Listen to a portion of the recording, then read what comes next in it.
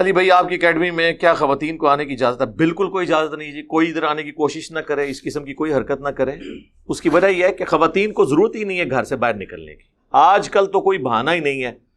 اور اس حوالے سے جو علماء یہ دھوکہ دے کے حضرت عائشہ صدیقہ کی مثالیں دیتے ہیں کہ ان کے پاس جا کے لوگ علم حاصل کرتے تھے، پہلی بات ہے حضرت عائشہ نے کبھی کسی صحابی کے گھر جا کے کوئی درس نہیں دیا، کوئی ضعیف روایت لے آئے۔ سیدہ عائشہ سے بھی جو اصحاب جا کے علم سیکھتے تھے وہ پردے میں سیکھتے تھے، حجرے سے باہر۔ دوسرا، سیدہ عائشہ کے پاس وہ علم تھا جس کا سورس وہی تھی، نبی علیہ السلام کی آئلی زندگی۔ اگر عورتوں کا مردوں کو تعلیم دینا ثابت ہوتا تو میرے بھائی آپ سینکڑوں صحابیات، ہزاروں تابعیات اور لاکھوں تبع تابعیات، وہ بہترین دور تھا نا، دکھاتے ہیں نا، کہیں ملتا ہے آپ کو؟ میں بالکل اس حق میں نہیں ہوں کہ ڈاکٹر فرحت ہاشمی یا کوئی اور عورت کے دروس کوئی مرد آڈیو میں بھی سنے، ضرورت ہی نہیں، آپ ڈاکٹر سرار کو سن لیں اور کسی کی ویڈیو سن لیں۔ مردوں کا کیا کام ہے کہ عورتوں کو؟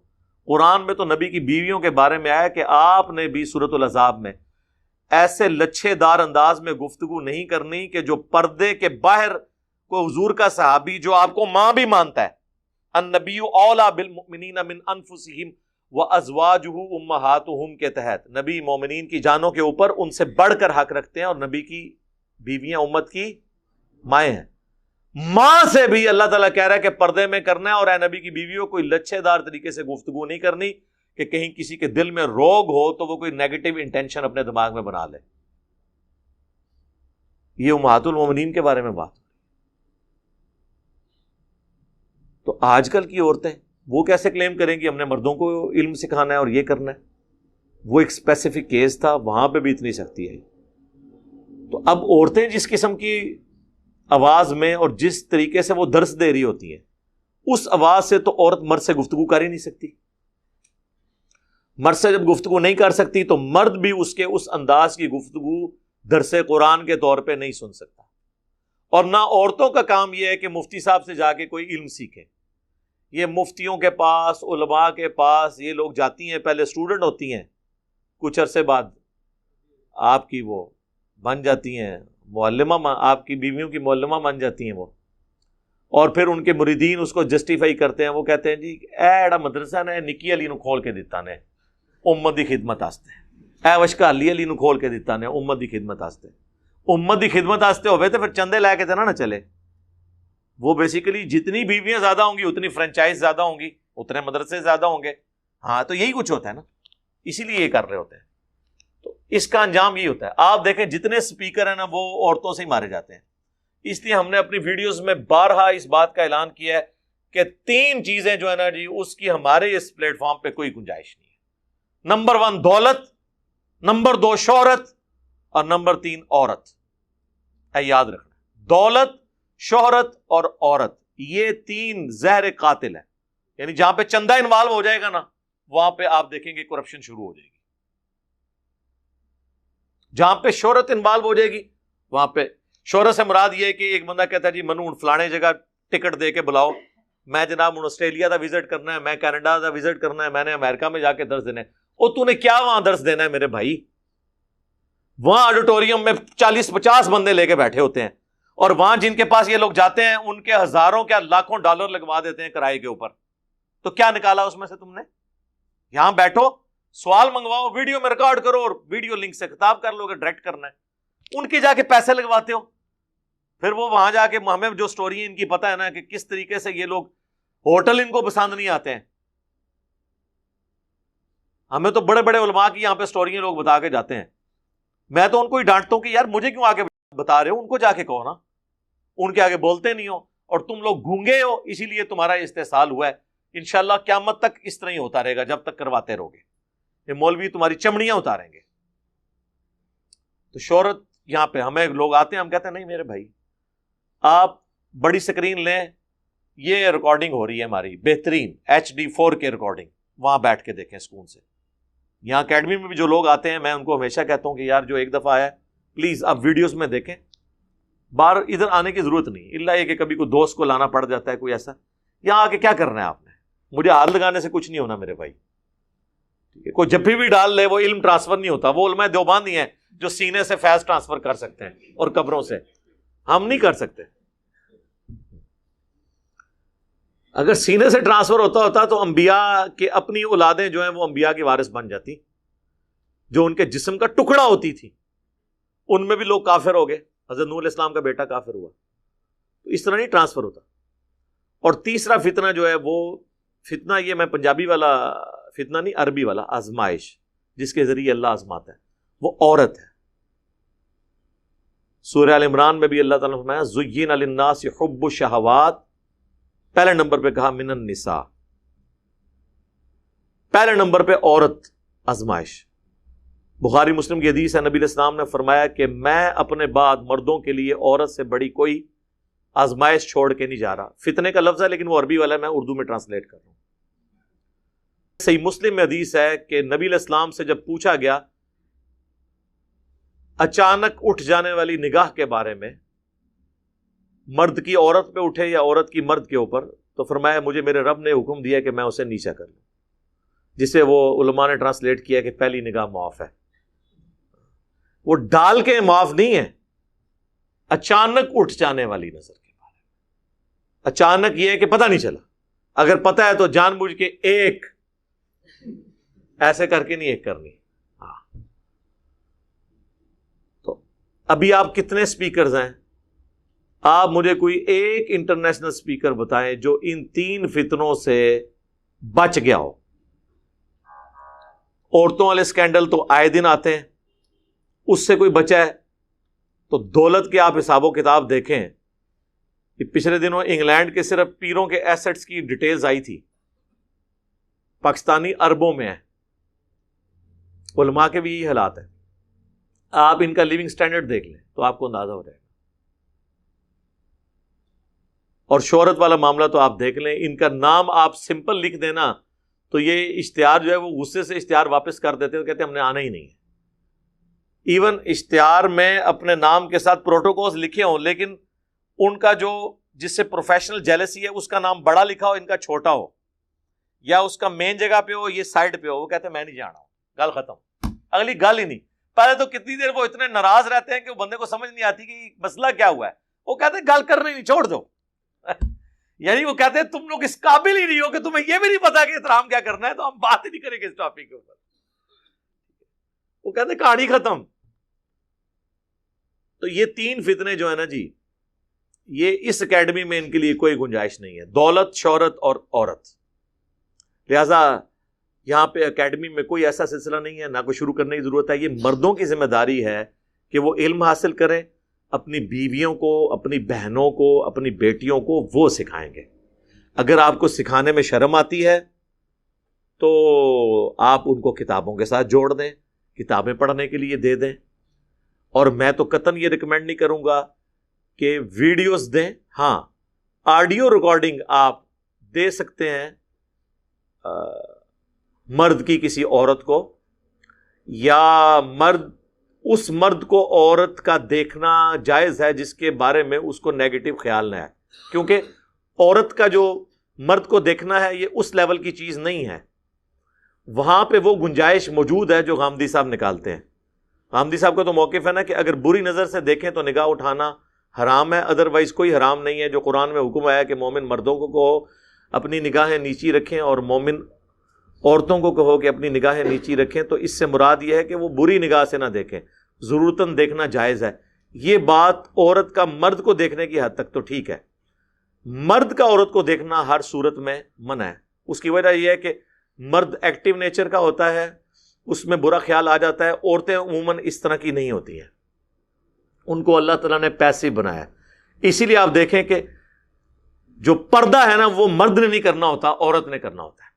ادروائز تو اللہ تعالیٰ حکم دیتا ہے کہ مرد بھی پردہ کر کے نکلے تاکہ کسی عورت کی نگاہ نہ ان پہ پڑ جائے. یہ اس کا فزیکلی ثبوت ہے کہ اللہ تعالیٰ نے دونوں کو ڈیفرنٹ بنایا. بہرحال جہاں پہ یہ خطرہ ہو وہاں پہ آڈیو سنیں، ویڈیو کو دیکھنے کی ضرورت ہی نہیں ہے. تو اس لیے یہ یہاں پہ اکیڈمی میں اس طرح کا کوئی سلسلہ نہیں ہے. اب تو یہ یوٹیوب کی وجہ سے، ویڈیوز کی وجہ سے یہ ایشو ہی ختم ہو گیا کہ آپ کسی فزیکلی کسی جگہ پہ جا کے کریں. ہاں جہاں پہ عورتیں درس دیتی ہیں وہاں اپنی عورتوں کو ضرور. الہدا انٹرنیشنل میں بڑے اچھے کورسز ہوتے ہیں. ڈاکٹر فرحت ہاشمی ہیں, ان کی سسٹر بھی ہیں نگت ہاشمی, ان کے بڑے اچھے کورسز ہوتے ہیں اور بڑے پردے کا اہتمام ہوتا ہے. وہاں پہ بالکل مردوں کی کوئی انوالومنٹ نہیں ہوتی ہے جہاں پہ وہ اپنے پروگرام مینیج کرتے ہیں. وہاں پہ آپ اپنی بیویوں کو, بیٹیوں کو, بہنوں کو, ماؤں کو بھیجیں, وہ درس اٹینڈ کریں, کورسز کریں. لیکن جہاں مرد و عورت کا اختلاط ہے اس کی اسلام میں بالکل کوئی گنجائش نہیں. جامعہ ترمذی میں حدیث ہے جہاں پہ دو اجنبی مرد و عورت ہوتے ہیں تیسرا شیطان ان میں ہوتا ہے. بخاری اور مسلم دونوں میں حدیث ہے, نبی علیہ السلام سے جب مرد و عورت کے اختلاط کے بارے میں پوچھا گیا, اس کانٹیکسٹ میں سوال ہوا کہ دیور کے بارے میں آپ کا کیا موقف ہے, آپ نے فرمایا دیور تو موت ہے. اتنے سخت لفظ استعمال کیے.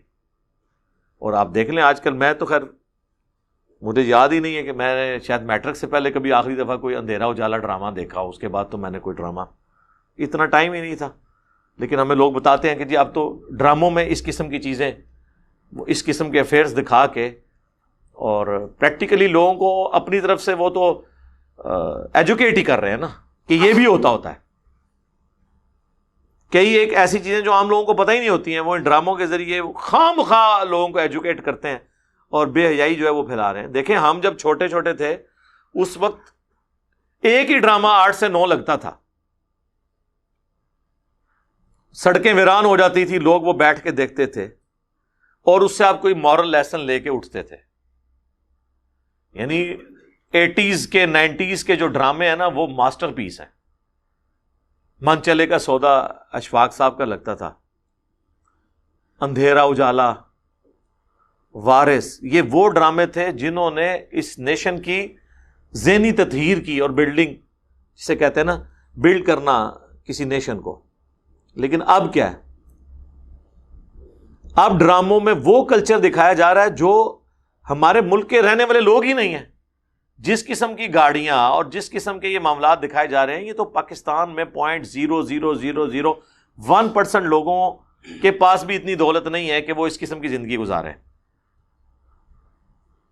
آپ کے سامنے یہ سارے معاملات, تو وہ کس قسم کے لوگوں کو پروموٹ کر رہے ہیں, اس میں سے کیا نکالنا ہے؟ ڈرامے تو ختم ہی کر دینے چاہیے. میں تو کہتا ہوں ڈاکومنٹریز ہونی چاہیے.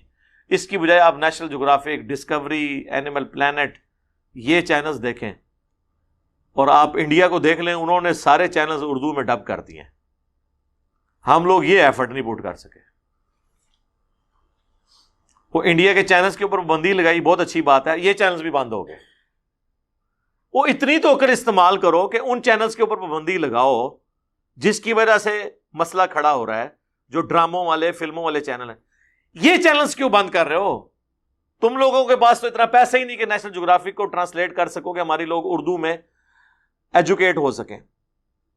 لیکن میں آپ کو بتاؤں 90s کے اندر PTV 2 شروع ہوا تھا, اس میں جتنی سائنٹیفک اس وقت یعنی آپ سمجھ لیں ڈسکوریز یا سائنٹیفک تعلیم جو ہے وہ اردو ڈبنگ کے ساتھ دکھائی جاتی تھی.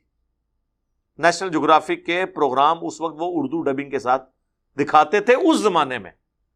یار اب تو پاکستان کی جو لوکل لینگویجز ہیں, پنجابی, سندھی, پشتو, بلوچی, اس کے اندر چینلز ہونے چاہیے تھے نیشنل جغرافک کے. یعنی ایک سٹیپ آگے ہونا چاہیے تھا نا. تو آج کے ذرا ینگ بچوں کو پوچھیں جو 99 یا 2000 کے بعد پیدا ہوئے ہیں, ان سے ذرا پوچھیں کہ انہوں نے کبھی اردو ڈبنگ کے ساتھ کوئی سائنٹیفک پروگرام ہمارے چینلز کے اوپر دیکھا ہے؟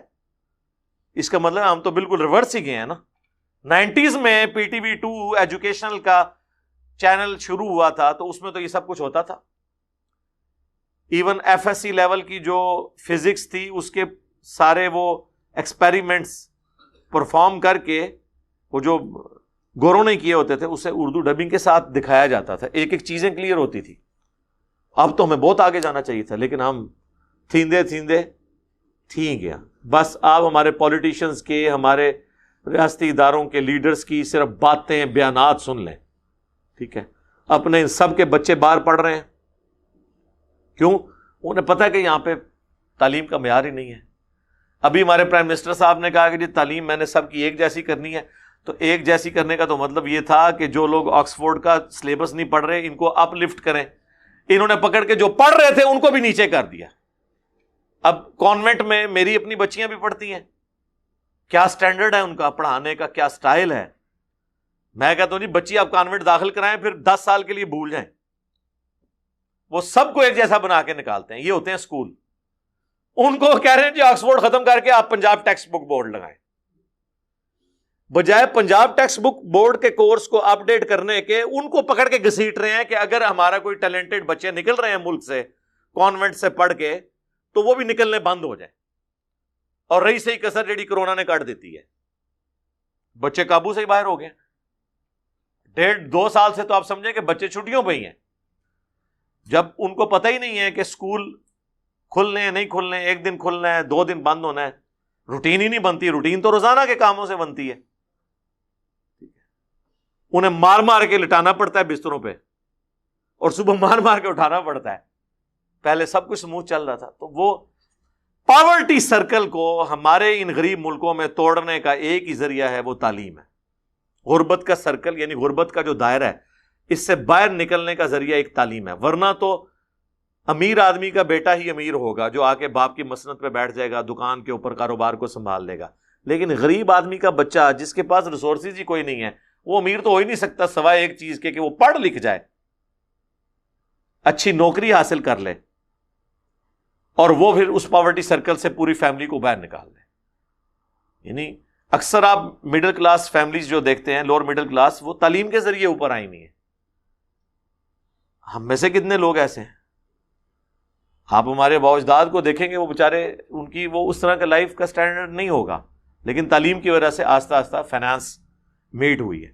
تو غریب خاندانوں کے پاس ایک ہی ذریعہ تھا کہ تعلیم کے ذریعے وہ غربت کے سرکل سے خود بھی نکلتے, پاورٹی سرکل سے اپنے گھر والوں کو بھی نکالتے. وہ بھی غریب سے یہ بھی چھین لیا ان لوگوں نے. تو اس طریقے سے اب آپ دیکھ لیں امریکہ میں, یورپ کے اندر, اب ویکسینیشن کے بعد انہوں نے پراپرلی اسکول وغیرہ کھول دیے, اور یہاں پہ آپ حالت دیکھ لیں جو کچھ ہو رہا ہے. تو کسی چیز کے اوپر کوئی توجہ نہیں ہمارے بڑوں کی. جب ہمارے بڑوں کی میٹنگز جو ہیں وہ دوسرے سیاسی لیڈروں کے خلاف ہو رہی ہوں اور ملک کے ایشو ڈسکس نہ ہو رہے ہوں, ہماری اپوزیشن کا کام صرف گورنمنٹ کی ٹانگیں کھینچنا ہو, ایک دوسرے کے سکینڈلز نکالنا ہو, ایک دوسرے کی ویڈیوز لیک کرنا ہو, بجائے کوئی کام کرنے کے, پھر سر یہی کچھ ہوگا. جب ہم اسی پہ لگے ہوئے کہ ہم کسی کی ویڈیو بنوا لیں اور لیک کر دیں, تو سر پھر قوم کا تو پھر یہی حال ہوگا نا. تو یہ ہمارے بس میرا خیال ہے ہمارے جو بڑے ہیں نا, یہ صرف ایک دوسرے کی ویڈیوز بنا سکتے ہیں, کام کوئی نہیں اس قوم کے لیے کر سکتے.